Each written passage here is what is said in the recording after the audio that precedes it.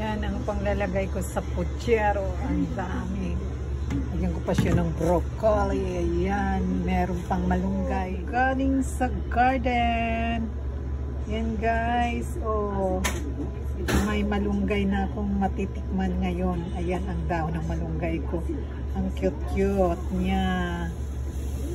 Ito yung cabbage ko. Galing din yan sa aking garden. At itong pichay galing sa aking garden. May mga butas-butas pa. Okay lang yan. Guys, kumukulo-kulo na ang aking puchero. Ilagay na po natin ang beans, broccoli, at saka may malunggay pa yan.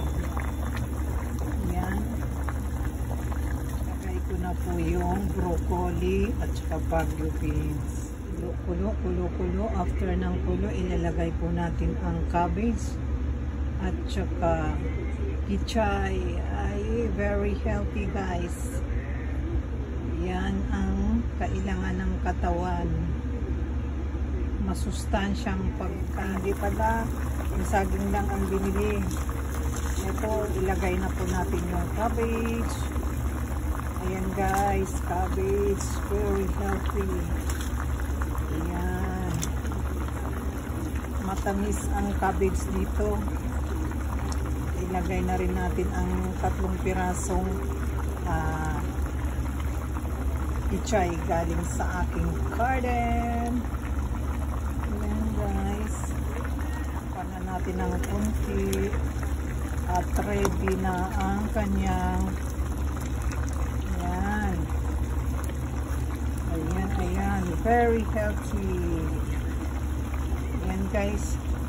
Fresh na fresh ang mga sahog galing sa garden. Ayan ang aking puchero. Fresh na fresh ang mga sahog. Ayan. Pampagengki.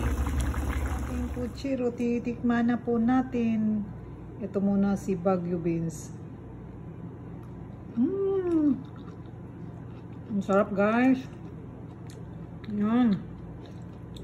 Very healthy. Lagyan ko siya ng konting ribs ng baboy at saka chicken.